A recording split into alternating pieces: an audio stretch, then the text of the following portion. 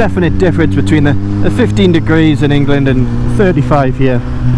And I've had my leather jacket on a few times out for rides in the heat, and it kind of just becomes dangerous because it's so hot. It's unbelievably hot. So I need something very lightweight, but that still has the padding in, and I'll get that. And so that's why I'm kind of squidding it with a t-shirt today. Still got the kind of jeans and proper boots on and things like that. Law in France states that you have to wear gloves, you can't not. I think it's 3 points and a fine if you get caught without gloves. You know, the heat is a big factor in how you kind of dress, and you will see a lot of people on bikes around here, and especially the scooter riders. Usually it's a shorts and t-shirts squib deal. But speaking of the heat, we'll have to open this visor for just a few minutes, try and cool down the cheeks. I can feel the sweat running down my face. Sorry about that disgusting image for you. And it's not so bad with the heat when you're coming through places like the Toulon, because you've got all the shops with aircon. You can kind of nip into the shopping centres or to some of the other places to cool off if you need to.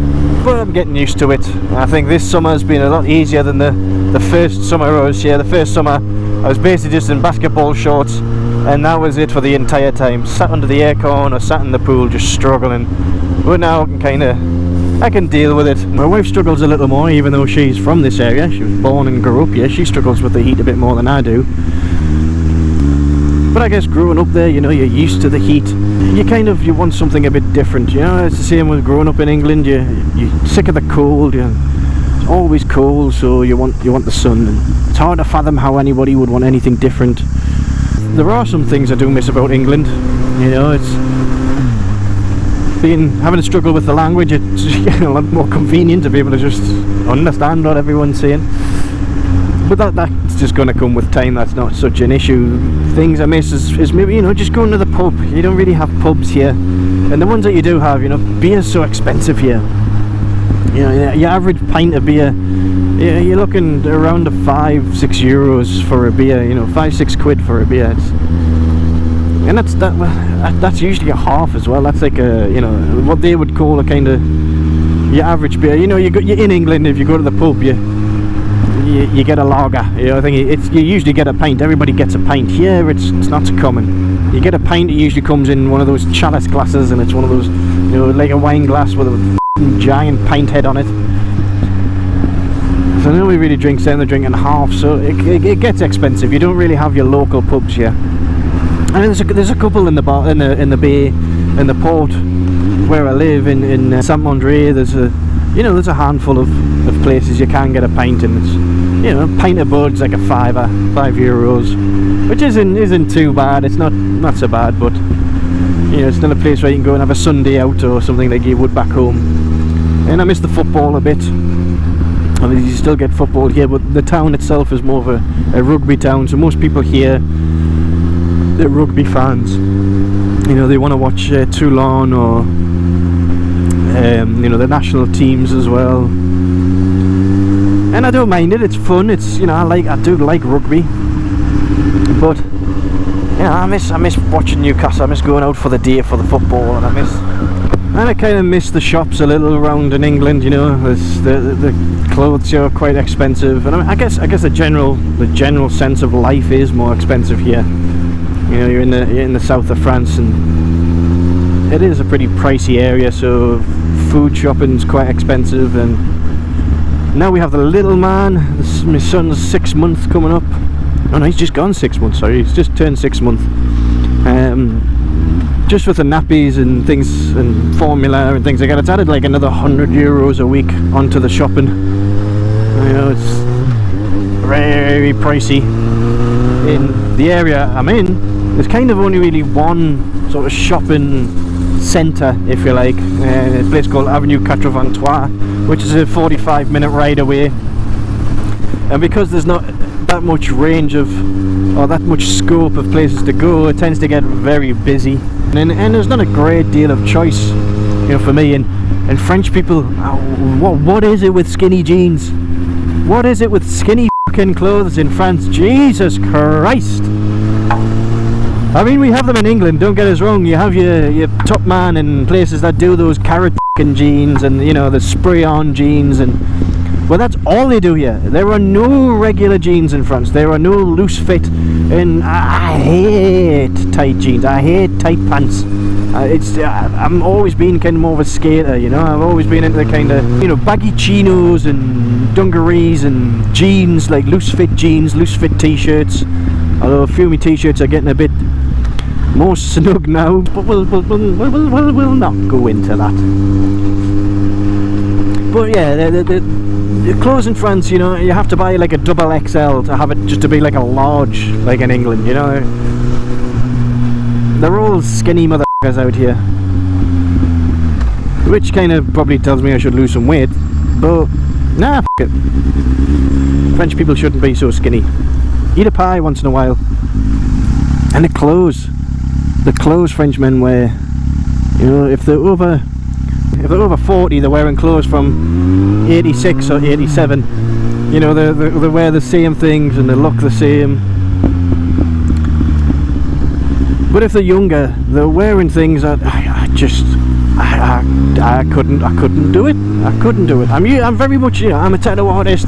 I look different. I've got tattoos on my arms. I've got tattoos all over. You know, I tend to wear, like I say, baggier clothes, different types of clothes sometimes. Sometimes, you know, tie-dye like I've got on now. So I'm very open to, you wear what you want, you wear anything you want, but, you know, when you cannot buy anything because it's fucking leather or silk, like, it's a pain in the arse. I want some normal human clothes. You know, I'm not knocking it in the sense of that I think they look stupid, but the thing is it's more a personal thing. I want to be able to buy clothes. I want to be able to buy something that I enjoy wearing, and that's a struggle. So in the next few days, when is it, next week, in a week's time, I'm finally getting to go to England, and I'm hoping it hasn't changed too much in England, and there's all carrot jeans and skinny spray-ons there as well. I know it used to be in certain shops, but hopefully not everywhere. But it's going to be nice. It's going to be nice to get back and see people and have a catch up, have a pint and have a beer. I'm looking forward to that. There is a big bonus to living in France, and that is the biking community. Obviously with the warm weather there tends to be a lot more riders on the road, and a much varied range of the style of bikes as well. And there are a lot of Harley riders around here. You get a lot of Harley Davidsons, all customised, and, you know, a lot of Sportsters, mainly Sportsters, but you do see quite a few, you know, the older Softails and Road Kings and the such. Which brings us thinking of the brand new Harley Davidson. Have you seen it? If you have, drop a comment and let us know what you think about the new Harley Davidson Sportster S, because I've seen it. I like it. It doesn't give you that Harley Davidson feel right off the block, like just looking at it. Obviously I'm going to try. I mentioned in the last video that I would like to kind of shift down to a Harley Davidson, like I say shift up in price, but shift down in speed and kind of performance in that sense. I wanted to kind of something a bit more laid back. I mean, I've only been riding for a couple of 100 kilometers and my bum is done. So I'm looking to move on, and I've been thinking about the Harley Davidson Lowrider S, which I really like the look of because it's got a little bit higher lean angle. It's got the upside down forks, and I'm pretty sure, I think it's got the dual disc brakes on the front for the good stopping power, and you know, it's easily customizable. So that's kind of where my head's at, or where I'm thinking. But now I've seen this new Sportster, I'm gonna have to test ride it. I'm gonna have to take a look and see what the hype's about, and what the furore's about, why people are kicking off about it, because I like it. Like I said, I like it. I like the look of it. The exhaust is ugly as shit. I mean, yeah, I agree there. That is probably one of the worst exhausts I've seen on any bike. Let's just be honest, it's ugly. But all Harley Davidson exhausts stock are ugly. Nobody keeps a stock exhaust on it. Nobody like buys a Sportster and leaves it with the standard pipes. Everyone buys a Vance and Hines or some kind of titanium straight through set, or, you know, grenades, or 2-in-1 for performance. You know, so everyone changes it. Nobody keeps it stock. So I don't really find that too much of an issue on the exhaust. You're going to change it anyway. I'm not a fan of the riding modes. Let's say you're out on a ride and it's chucking it down a rain, and that ride mode breaks, where's your skill to ride in the rain? Do you know, you don't have it. I mean, obviously, if it's something you buy in that bike you've ridden before, you're going to have those skills, and it's making it easier for you. Sportster is kind of aimed a lot of the time at new riders, at people buying their first bike or first Harley at least. Sometimes it's quite a main sort of chunk of the fan base. And I do want to see Harley Davidson move with the times. You know, they have to. It's inevitable that they have to eventually. They've had to get with 2020 or 2021 now, but they have to get with the times and understand that they want to bring in new blood. F***ing clowns on the top of their car. If they want to bring in new blood, they have to evolve. They have to move on. So far from what I've seen, and there's very few videos of actual rides and of test rides of that so far, I want to see what that that engine sounds like, because it doesn't, right now it doesn't sound like a Harley Davidson at all, and that's a bit of a gripe for me. Kind of, you're going to buy a Harley, you want that Harley sound, you want it to sound like a Harley. So yeah, I don't know, I'll wait until I hear what it's like with a good set of aftermarket pipes on it. And obviously, being brand new, that's a con to it, is that there's no real aftermarket parts as yet. I'm probably sure someone's dived on the bandwagon and brought out a new set of pipes because it's the first thing that people are going to change. I'm sure there's someone out there with something, but it's not going to be very competitive, and there's not going to be a very large amount of parts that you can buy, because it's a complete redesign of the engine, it's a complete redesign of the bike. So I don't imagine you're going to be able to buy current Sportster 1200 parts and slap those onto the new Sportster S. You're going to have to, they're going to have to remodel and remake things. And I do think so. You have the Pan America, which is the 1250, which I think is the same engine, but it's just powered differently. I mean, if you want specs, and go Google them, I'm not your man for that. That seems to have sold very well, but it is a new style bike. It is, geared towards your adventurers. You're changing a Sportster that's been around since the 80s, well, longer than that. It's been around since the early 60s, late 50s, I think it was. But it's a relatively unchanged since like 86 or something like that. And you're taking this beloved model that sold millions of units, I would imagine, over the years, completely changing it. So, that's a risk. It's a risk, but I think it'll pay off. I think in the long run, Harley Davidson know what they're doing. They'll know their fan base. They know what they can get away with. I think they'll understand that no matter what they do to a bike, people are going to complain when it first comes out, because Harley Davidson riders tend to be kind of the nostalgic type, and don't touch my bike, that's how it should be, and blah, blah, blah, blah. The thing that's going to tell with sales on this is going to be when they bring out different models, because like you have the Sportster lineup now, so you've got you've got your 48, you've got the Iron 883, you've got the I don't think they sell it anymore. I think it was like the Nightster or something like that it was called. And you've got different models of it, but it's all based around the same bike. So I think they've already kind of said they're going to do a 900 version. So you're going to have similar models or similar variations of the Sportster. And I think it's kind of good for Harley Davidson that they brought this out as the Sportster S. So essentially it's the Sportster Sport. All these mod cons kind of gives you that sense that it's the top kind of sportier model, so that's why it needs all those things. I'm pretty sure they'll bring a smaller engine, or even a similar engine, but like with a lot of the things stripped off it and the styling changed slightly. It's kind of almost like a flat tracker back, so they'll probably change those types of things. I would think of this as kind of like they brought out as the Sportster XLR, I think it is. Was the XLR or something like that, which is kind of like more it's still the Sportster engine, but it's kind of more of a flat track looking bike. So think of that as this is that version, you know what I mean? They'll bring out a 48 version, I would imagine, or they might call it something different. They'll bring an Iron 883 version out, but again they might call it something different.